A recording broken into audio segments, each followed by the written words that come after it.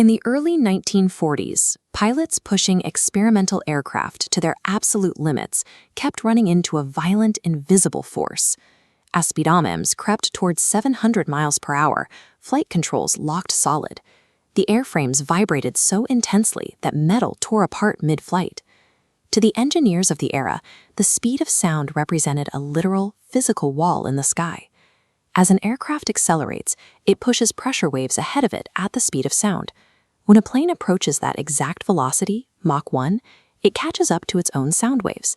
They stack up directly in front of the nose, compressing into a massive, dense wall of air.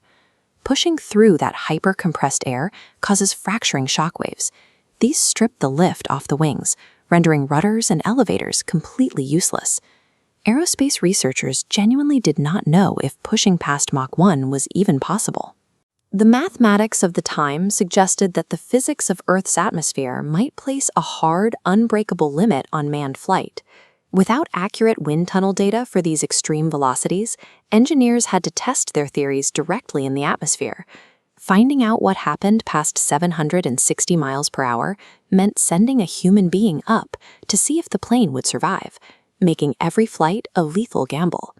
Following the Second World War, solving the mathematics of supersonic aerodynamics became a desperate priority for global military powers. The United States and the British government initially agreed to pool their research, but the stakes proved too high. Trust collapsed as both nations recognized the distinct military advantage of holding a monopoly on Mach speed. Vital aerodynamic data, specifically the swept wing designs necessary to slice through compressed air, was aggressively hoarded. Research sharing stopped entirely, and allied intelligence agencies began treating each other as rivals, stealing test results and obscuring their own progress. The technical challenge of breaking the sound barrier was so immense that it fractured long-standing alliances, turning a scientific pursuit into a high-stakes espionage race. On October 14, 1947, a 24-year-old test pilot named Chuck Yeager climbed into an experimental, bullet-shaped rocket plane called the Bell X-1.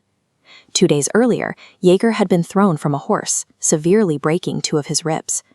Knowing the military flight surgeon would immediately ground him, he kept the injury a strict secret.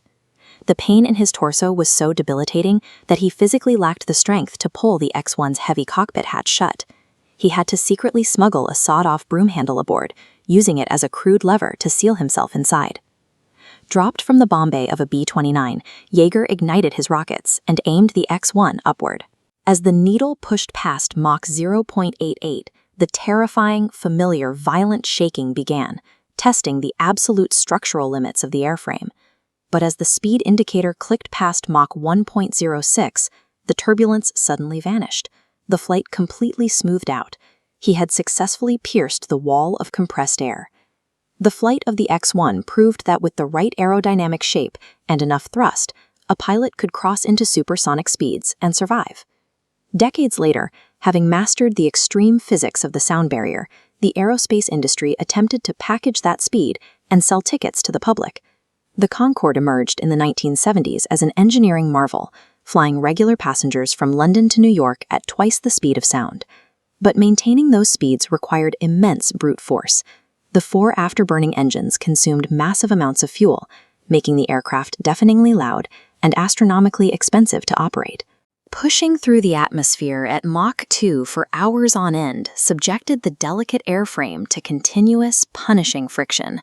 The skin of the plane would physically stretch and heat up to temperatures over 200 degrees Fahrenheit during every single transatlantic crossing. These extreme tolerances left almost zero margin for error.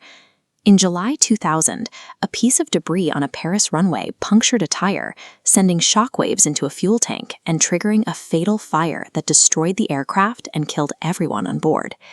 Engineers had successfully built a machine to outrun sound, but they could not outrun the extreme thermal stresses and massive fuel costs required to keep it in the air safely. The grounding of the Concorde fleet shortly after the crash marked a bizarre reversal in transportation history. Commercial aviation actually slowed down. For the first time, humanity reached a major technological frontier, occupied it for nearly 30 years, and then willingly retreated back to subsonic speeds. Now, a new generation of aerospace startups is working to correct the engineering flaws that doomed the Concorde. This diagram compares the blunt shape of a 20th century jet to modern prototypes.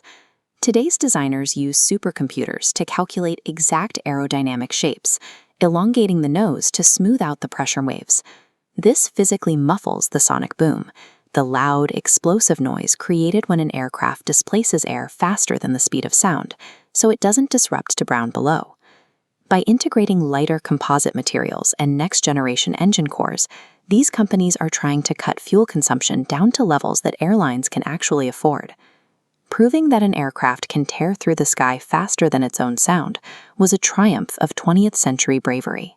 But the real test of progress is building a machine efficient and safe enough to let everyone make the crossing.